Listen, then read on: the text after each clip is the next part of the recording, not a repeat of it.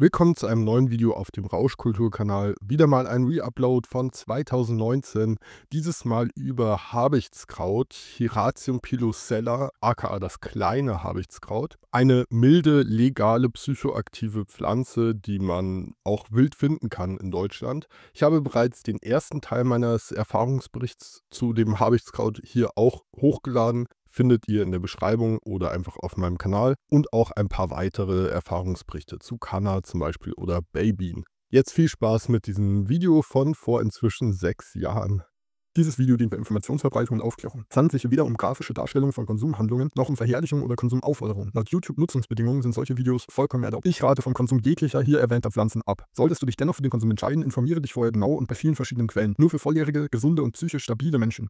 Ich habe im ersten Teil von meinen Erfahrungen berichtet, nachdem ich mir getrocknetes Habichtskraut gekauft hatte und habe dann schon angekündigt, dass ein zweiter Teil kommen wird, in dem ich dann auch über selbst gesammeltes Habichtskraut etwas erzählen werde. Und ja, ich habe jetzt ein paar weitere Erfahrungen mit dieser Pflanze gemacht und kann eigentlich größtenteils nur das bestätigen, was ich auch schon im ersten Teil gesagt habe. Ich erzähle noch ein bisschen mehr dazu. Ich habe das kleine Habichtskraut draußen gefunden und konnte es wirklich als Hieracium pilosella identifizieren. Bin mir da sehr sicher. Ja, habe es dann einfach geerntet, trocknen gelassen für etwa eine Woche. Dann war es schon sehr, sehr trocken und habe es dann in Glas gefüllt, beschriftet und erstmal auf den richtigen Zeitpunkt gewartet. Dann habe ich draußen etwas davon mitgenommen mit einer Pfeife, so eine normale Purpfeife mit kleinerem Fach und auch kleinerem Stiel, ohne Aktivkohle oder sowas. Ja, habe das dann draußen konsumiert, habe etwa 3 bis 4 dieser kleinen Töpfe voll gemacht, also etwa eine Menge von 0,5 Gramm konsumiert, würde ich schätzen, getrocknet und konnte dann auf jeden Fall feststellen, dass meine Augen schwerer wurden. Habe mich so ein bisschen, ja, nicht in die Couch gedrückt, wie man es von Alkohol oder hohen Dosen CBD-reichem Cannabis kennt, sondern war einfach ein bisschen entspannt, körperlich allerdings nicht so stark, bis auf dass die Augen eben sich schwer anfühlten. Und es war ein ganz lustiger Abend, den ich da draußen verbracht habe. Es war aber auch dann nicht nur Habichtskraut im Spiel. Trotzdem konnte ich wieder von der Wirkung überzeugt werden. Insgesamt kam es mir aber tatsächlich ein wenig schwächer vor als bei dem gekauften Habichtskraut, was mich schon eher verwundert hat, weil das gekaufte war dann auch schon etwas älter und sah jetzt auch nicht so hochqualitativ aus, ziemlich viel Stiele und so. Aber dennoch kam es mir etwas schwächer vor, als ich das vorher von dem gekauften kannte. Zum Geschmack kann ich noch was sagen. Es war einigermaßen okay zu rauchen, fand ich unangenehmer als Eibisch zum Beispiel, was ein sehr gutes Rauchkraut ist, oder auch unangenehmer, als sich Tabak in der Lunge anfühlt. Aber nicht viel unangenehmer, also es ist wirklich kein Problem zu rauchen, meiner Meinung nach. Bisschen strange, dass es so einen ja, sehr eigentümlichen Geschmack hinterlässt auf den Lippen, im Mundraum, den ich mal so ein bisschen mit fruchtig beschreiben wollte, aber das trifft es eigentlich auch nicht. Also, es ist ein recht eigentümlicher Geschmack. Fand ich aber insgesamt ganz nett. Mochte ich, wie es sich angefühlt hat zu rauchen. Finde ich jetzt nicht problematisch, aber es kratzt schon ein bisschen in der Lunge. Vaporisieren wäre hier sicher auch die gesündere Wahl gewesen. Eine deutlich bessere Konsumform fand ich dann das Habichtskraut in einer Tabakpfeife zu rauchen, die,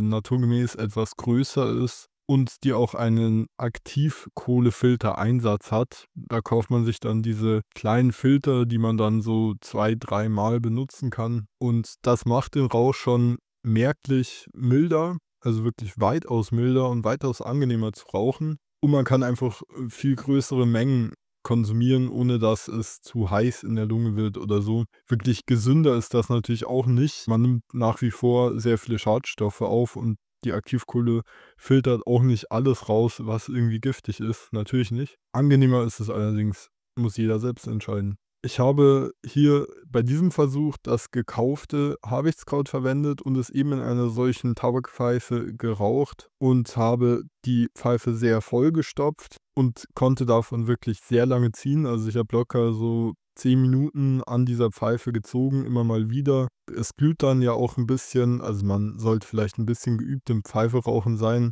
lernt man recht schnell natürlich und immer mal wieder angezündet, wenn ich mal wieder ein bisschen paar Minuten Pause gemacht habe und dann weitergezogen. Und gerade wenn man dann zu viel erwischt, wenn man das noch nicht so einschätzen kann, wie stark das Kraut, kratzt in der Lunge, dann kann es schon mal sehr heiß und unangenehm werden im Hals. Also immer vorsichtig kleine Züge machen und nicht zu gierig sein, sondern nach und nach das Rauchen. Und da war die Wirkung wirklich stärker, hat sich auch noch mal das bestätigt, was ich, bei meinem letzten Versuch, also dem ersten Versuch in diesem Video hier, gesagt habe, dass das gesammelte Habichtskraut komischerweise schwächer war als das gekaufte. Ich habe wirklich eine deutliche Entspannung gespürt, habe mich dann auch kurz hingelegt, aber die Augen wollte ich nicht so recht zumachen, also es war keine wirklich sedierende Wirkung. Es war nicht wie Alkohol oder Benzodiazepine, oder sowas in die Richtung, sondern es war wirklich eher eine psychische Entspannung,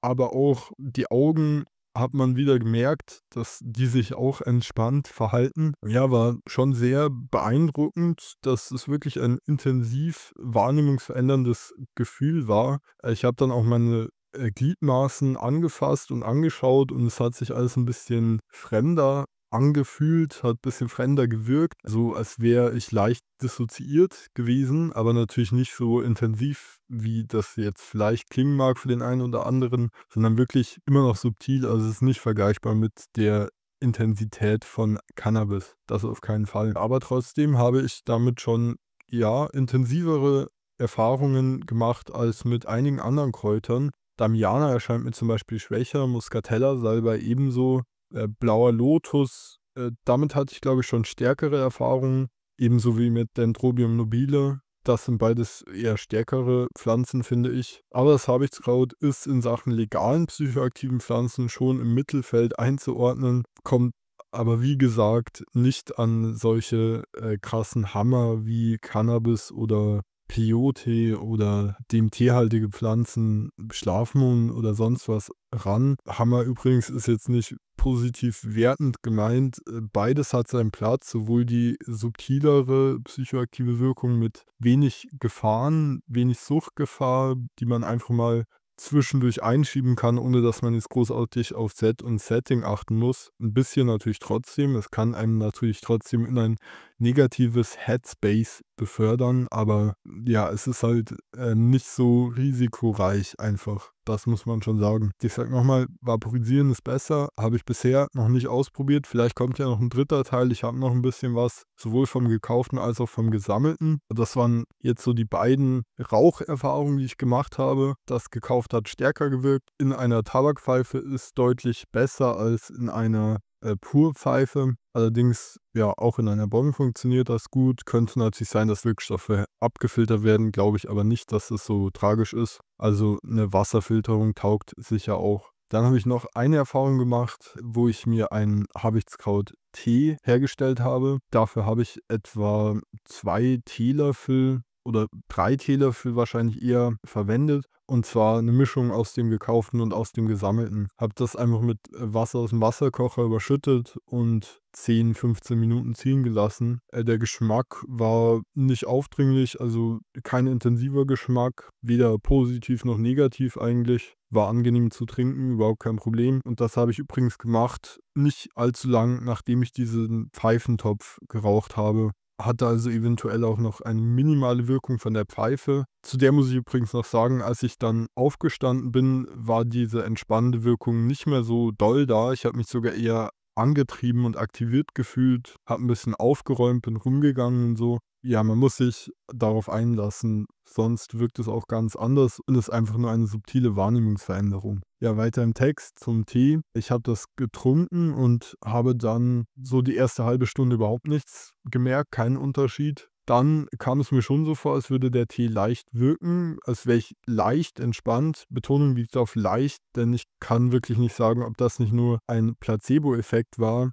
denn ich habe auch danach dann nicht viel gemerkt, so, also ich war mir nicht sicher, ob das jetzt wirkt oder nicht. Weiß nicht warum genau, also es war weitaus weniger intensiv als bei beiden Raucherfahrungen, die ich jetzt gerade erzähle. Kann natürlich daran liegen, dass die Wirkstoffe nicht so gut wasserlöslich sind oder dass es besser wäre, das Kraut länger auszukochen oder dass es gerade einfach bei mir nicht gewirkt hat. Vielleicht auch, weil meine Toleranz höher war, da ich ja am selben Tag schon diesen Pfeifentopf geraucht habe. Ja, weiß man nicht, müsste man noch weitere Experimente machen. Leider ist mein Vorrat nicht mehr so groß. Weiß nicht, ob ich noch mal 'n Tee machen werde. Als Nächstes werde ich auf jeden Fall eher vaporisieren probieren. Und ich will es ja auch noch für Rauchmischungen, denn da habe ich es gerade auch für sehr geeignet, für eine milde, gute, legale, psychoaktive Rauchmischung. Ja, wenn ihr weitere solcher Videos sehen wollt, hinterlasst doch einen Kommentar.